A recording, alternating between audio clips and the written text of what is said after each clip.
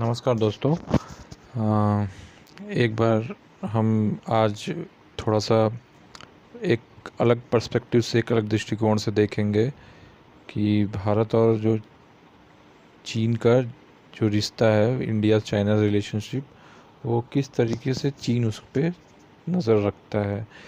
चलिए, हम तो अपने तरीके से करते हैं, मतलब हमारा जो नेशनलिज्म है वो दिखाई देता है कि हम क्या कर रहे हैं और किस लेवल तक का हमारा नेशनलिज्म है। जस्ट मतलब देख रहे हो ना, बहुत दिनों से बायकॉट चाइना कैंपेन चल रहा है। तो क्या इसमें एक प्रश्न ये निकल के आता है कि क्या हम सच में इंडिया वाले चाइना को पूरी तरह से बायकॉट कर सकते हैं? क्या ये सही टाइम है चाइना को बायकॉट करने का? और क्या इसके पहले कभी ऐसा सिचुएशन नहीं आया कि हमने बायकॉट करने की बात करी थी और उसका क्या परिणाम होगा? तो लास्ट वाले क्वेश्चन से ही शुरू करते हैं कि 62 में जब लड़ाई हुई थी, चाइना ने जब धोखेबाजी से हमें घेरने की कोशिश की थी और फिर चतुराई से खुद ही पीछे हट गया था जब देखा कि प्रेशर बढ़ने वाला है इंटरनेशनली। तो उस समय से ही हमारे यहाँ ये माहौल बन रहा था कि बायकॉट करेंगे, और जबकि हम इस समय दुनिया में सबसे ज़्यादा निर्भर उसी देश पे हैं। तो अब हम तो बायकॉट करने की बात कर रहे हैं, लेकिन कहीं ना कहीं हमें अपने सरकारों से भी सवाल पूछना चाहिए, चाहे पिछली गवर्नमेंट रही हो, चाहे वर्तमान गवर्नमेंट हो, चाहे कांग्रेस हो, चाहे भाजपा हो। इन लोगों को सिर्फ राजनीति से मतलब है, इन्हें देश का भला करने से कोई मतलब है नहीं। तो ये मैं बहुत ही सोच समझ के बोल रहा हूँ, क्योंकि समझिए ना, हमारे ऊपर छोड़ दी जाती कि हम बायकॉट करें, हम ये ना कर दें, वो ना कर दें। आता तो बॉर्डर के थ्रू है ना। ये तो है नहीं कि हम यहाँ से ऑर्डर कर दिए और चीन वाले दौड़ के हमारे पास पहुँचा देंगे। वो तो बॉर्डर के थ्रू एक लीगली प्रोसेस से आता है। सरकार चाहे तो एक दिन में बॉर्डर सील कर सकती है, बट सच्चाई ये है कि सरकार सिर्फ ये हमारे साथ सियूफा छोड़ती है। कंपेन, ये फर्जी कंपेन चलाया जाता है कि लोगों में लोकप्रियता, फर्जी लोकप्रियता बनी रहे। जबकि सच्चाई क्या है? सच्चाई ये है कि सरकार भी जानती है कि हम बाइकआउट नहीं कर सकते, और इसी का मखौल उड़ाया जाता है चाइनीज़ की तरफ से। देखिए, अगर आपको सच्चाई जाननी है ना, तो ये जो यहाँ के जो बिकी हुई मीडियाज़ हैं, लाइक कल तक, आज तक, परसों तक, दिल्ली तक, मोबाइल तक, ये सब तक तक का जो ये टक टक चल रहा है वो, और छी न्यूज़ टाइप के लोग, ये लोग सिर्फ वाहवाही करेंगे लेकिन सच्चाई नहीं दिखाएंगे। देखिए, अब सच्चाई क्या है? सच्चाई करने के लिए आपको थोड़ा खुद से ही, मोबाइल सबके पास है यार, मोबाइल पे तुम दूसरों के बताए हुए चीज़ों को जो उनके दिमाग में है वो डालते हैं, वो सुनोगे, वो समझोगे। अपना तो कुछ डिसीजन लो कि हमें क्या करना है, हम कितना सच खोज, अपने से सच ढूंढने की कोशिश करो। तो देखिए, इंडिया, वहाँ का, चाइना का जो सबसे बड़ा अखबार है, मीडिया ग्रुप है, ग्लोबल टाइम्स, वो किस तरीके से भारत को देखता है वो मैं आपको एक नज़रिया पेश करता हूँ। आज 28 जून के पर्सपेक्टिव में, आज के डेट में उसके अखबार में क्या छपा है। तो आज का मैंने खोला है, तो 25 तारीख को देखिए उसके यहाँ एक वर्ल्ड के, जब चाइना इंडिया रिलेशनशिप में जाएंगे तो एक है, बाकी मैं अभी बहुत चीज़ों पे आऊँगा। शुरू करते हैं यहाँ से कि India hold Chinese good from clearance to backfire and hurt global industrial chain एक्स। तो वहाँ के कुछ एक्सपर्टीज़ हैं जो कि ये कहते हैं कि इंडिया जो है चाइना से आने वाले गुड्स को होल्ड करके रख रहा है, और ये hurt global industrial chain, global industrial जो चेन है उसको ख़राब करने की कोशिश की जा रही है। तो ये है, इसमें उतना डीप नहीं जाएंगे, ये कोई मतलब नहीं है इस बात का। आगे आते हैं, जो अभी बायकॉट कैंपेन चल रहा है वो, कि जीटी इन्वेस्टिगेशंस, मतलब ग्लोबल टाइम्स का इन्वेस्टिगेशन कहता है, can India fragile economic survive it's on boycott China's campaign. कहने का मतलब ये है कि ग्लोबल टाइम्स का जो इन्वेस्टिगेशन है वो कहता है कि क्या भारत का जो इकोनॉमी है वो सरवाइव कर पाएगी चाइना को बायकॉट करके, या चाइनीज़ बायकॉट का ये जो कैंपेन है उसको पूरा करके। तो अब उस पर देखिए लिखा क्या है, since the deadly clash between Chinese and India troops in the Galwan valley on June 15, hyper nationalism appear to have taken over India. मतलब अब ये क्या कह रहा है कि जो 15 तारीख को जो ये डेडली, मतलब खूनी संघर्ष जो हुआ था भारत और चीन के बीच बीच में, वो उस गैलवन घाटी में, लद्दाख के, वो तो सब समझ ही रहे हैं। तो उसके बाद से जो भारत का नेशनलिज्म है, राष्ट्रवाद है, इसको हाइपर नेशनलिज्म की बात इसने बोल ली है, मतलब अति राष्ट्रवाद। इसने अब अति राष्ट्रवाद एक तरह का तंज उसने किया है। ये जो अति राष्ट्रवाद के चक्कर में जो ये बायकॉट का कैंपेन चल रहा है, उस पर ये तंज कर रहा है।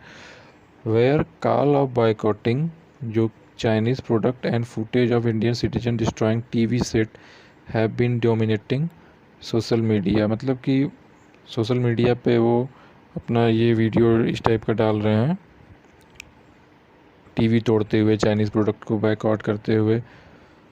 तो ऐसी बातें ग्लोबल टाइम्स ने ऑब्ज़र्व की है और इन्वेस्टिगेट करके ऐसे उनका कहना है कि हम लोगों ने इन्वेस्टिगेट किया, ऐसा हो रहा है। यहाँ पे एक बात अच्छी नहीं है जो कि मैं आपको दिखाता हूँ। With some saying India waging a trade war with China is likely throwing an egg at a rock. मतलब इसे कहने का मतलब है कि इंडिया जो चाइना से ट्रेड वार करने का जो कोशिश कर रहा है, जो सोच रहा है, वो उसी तरह है जैसे कि एक पत्थर के ऊपर अंडा फेंका जाए। तो कहने का मतलब है कि वो अंडा पत्थर का नुकसान नहीं कर सकता। लाइक इंडिया का ये जो कैंपेन है वो एक सिर्फ अंडे के समान है, और चाइना का जो ये ट्रेड है इतना बड़ा, वो या चाइना की जो इकोनॉमी है वो पत्थर है। उसके ऊपर अगर ये आएगा तो खुद ही फूट जाएगा और पिघल के गिर जाएगा, बह जाएगा। उससे चाइना के ऊपर कोई असर नहीं पड़ेगा। बड़ी बात उसने बोली है, ये मीडिया वाले आपको नहीं दिखाएंगे कि वो क्या सोचता है। लाइक मैं अगर थोड़ा सा बुरा बोलना चाहूँ ना, तो हम ये ऐसे कह सकते हैं कि हम जिस नज़र से पाकिस्तान को देखते हैं, उस नज़र से चाइना हमको देखता है। इस तरीके की हमने अपनी भूमिका बना ली है। ये हाइपर नेशनलिज्म, यार नेशनलिज्म करना है तो सच में बंद करो ना, और अपने आप को ग्रोथ करो ना। सरकारें अपने आप को ग्रोथ तो नहीं कर रही हैं, बस हमें बेवकूफ़ बना रही हैं। ये बताइए कि 6 साल में मेरे ख्याल से 2-3 कंपनियां जो इंडियन थी, लाइक कार्बन, माइक्रोमैक्स, आईबॉल, बंद ही हो गया यार, कहाँ चला। बाकी चाइनीज़ कंपनियों को ही यहाँ पे इन्वेस्ट करने के लिए बुलाया जा रहा है। एमआई अपना स्टोर बना रही है, एमआई अपना ये कर रही है, अपना यहाँ पे मैन्युफैक्चरिंग हब बना रही है। तो हम अपने देखिए, एक 1980s के समय में चाइना ने खुद से इन्वेस्टमेंट करके चीज़ों को डेवलप किया है। जैसे छोटे छोटे खिलौने के पार्ट है, उसको एमएसएमई के भरोसे छोड़ देते हैं कि वो लोन लें बेचारे। लोन लेने में इतनी झंझट होती है और वो खुद से व्यापार शुरू करें। भाई अगर तुम्हें व्यापार शुरू करने में इंटरेस्ट है तो तुम सरकारी लेवल पे ही ना वो काम शुरू कर दो। एक फर्म बनाओ, वो छोटे छोटे खिलौने बनाएगा, उसमें सरकार, उसमें तनख्वाह पे लोगों को रखो, खुद से करो। और चाइना ने ये खुद किया है, पिछले 40 साल में वो यही किया है। तो तब जाके वो इस रॉक की पोजीशन में पहुंचा है कि हमारा ये जो कैंपेन है वो सिर्फ उस एक के समान है। उसके बाद अब आते हैं भारत और अमेरिका के रिश्ते पे, जो चीन की नज़र से है। चीन की इस नज़र से दिखता है कि Washington feeds of new Delhi impulsiveness. मतलब कि इसमें एनालिसिस में नीचे नीचे लिखा है कि India the largest democracy in the world seemingly gets the support of Western democracies when there is a dispute between New Delhi and Beijing. But the largest democracy is just a label Western countries give to India. कहने का मतलब ये है कि ये एक और तरीके से टॉन्ट कर रहा है इंडिया पे कि जो वाशिंगटन मतलब अमेरिका जो है वो न्यू दिल्ली को सिर्फ उकसा रहा है। और largest democracy in the world का जो ये संज्ञा भारत को वेस्टर्न कंट्रीज़ ने दी है, लाइक अमेरिका और कनाडा, इन लोगों ने, वो सिर्फ उनकी इसकी नज़र में वो उसको लार्जेस्ट डेमोक्रेसी भारत को समझता नहीं है। वो कहता है is just a label western countries gave to India. और मतलब उसका कहने का मतलब कि लार्जेस्ट डेमोक्रेसी सिर्फ एक लेबल है, भारत है नहीं। उसका कहने का मतलब है वो खुद को लार्जेस्ट डेमोक्रेसी समझता होगा। इसका मतलब India can hardly resist buying Chinese quality good analyst. मतलब वहाँ के जो एनालिसिस्ट हैं वो कहते हैं कि इंडिया जो है बहुत मुश्किल ही है कि वो यहाँ के गुड क्वालिटी के, अच्छी क्वालिटी के जो सामान है, गुड्स हैं, उसको ख़रीदना बंद कर पाएगा।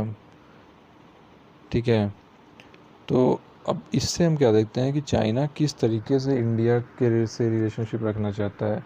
वो बड़ा भाई बन के या छोटा भाई समझ के नहीं रहना चाहता। वो चाहता है कि डोमिनेट करे भारत पे, लाइक तिब्बत पे जैसे उसने किया, या छोटे मोटे देशों पे जैसे करना चाहता है, अपने आसपास के ताइवान पे, हांगकॉन्ग वगैरह पे जैसे करना चाहता है, वही करना चाहता है। तो हालांकि भारत इतना कमज़ोर है नहीं कि ऐसा करने देगा। अगर हम स्ट्रिक्टली थोड़ा सा मजबूती से जवाब देना चाहें तो दे सकते हैं। लड़ाई हर चीज़ का तरीका नहीं होता है, मतलब बहुत तरीके हैं इनको जवाब देने का, और भारत के पास बहुत तरीके हैं। पता है कि ये तो वहाँ पे मैं मानता हूँ कि वो सही कह रहा है, हमारे मिलिट्री कम तो है भाई।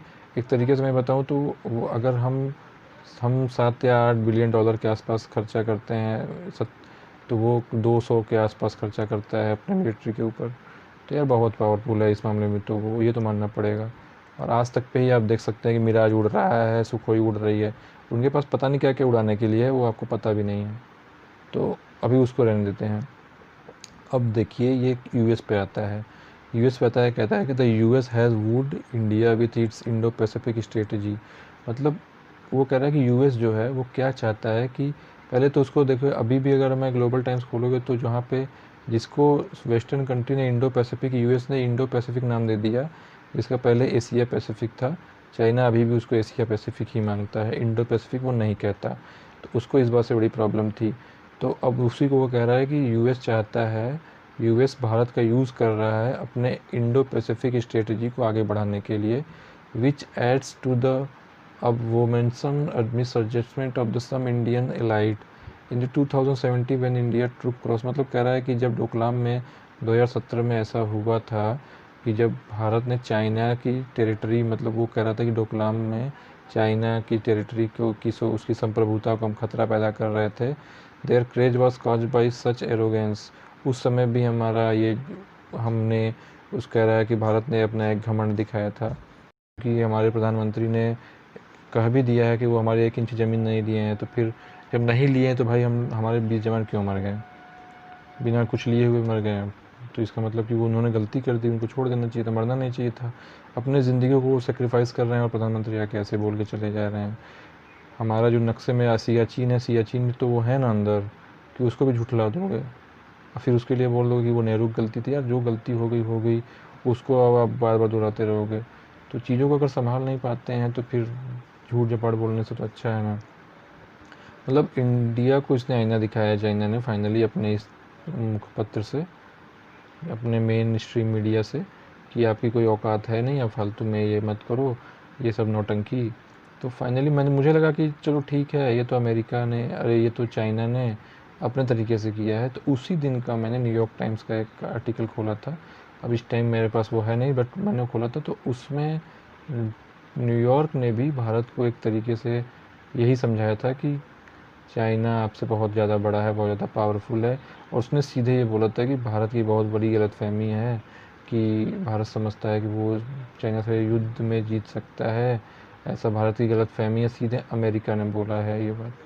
अगर न्यूयॉर्क टाइम्स में होगा, मैं नेक्स्ट वीडियो में ज़रूर उसको भी न्यूयॉर्क टाइम्स का उठा के आपको वो दिखाऊंगा, और वो कल ही वीडियो में डाल दूंगा। तो मतलब भारत को संभल के रहना चाहिए और इन दोनों देशों से बचना चाहिए। अपने हित को देखने के लिए लड़ाई से भी बचना है, समझदारी से भी रहना है, और ज़्यादा से ज़्यादा अपने आप को ग्रोथ करें।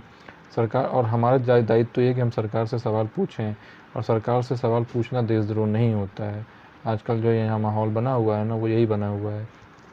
6 साल में कितनी नई IIT बनी है, कितने नए पॉलिटेक्निक कॉलेज खुले हैं, कितने लोगों को रोज़गार मिला है, कितनी नई फैक्ट्रियाँ लगी हैं जो खिलौने बनाती हैं, छोटे कल पुर्जे बनाते हैं। बताइए ना, 2016 के बाद से जो बनती भी थी बेचारी सब बंद हो गई हैं।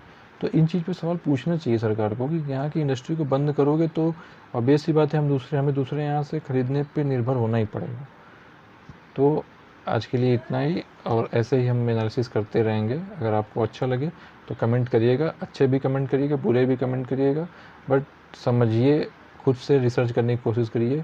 छी न्यूज़ और टक टक न्यूज़ पे भरोसा मत करिए। नमस्कार, जय हिंद।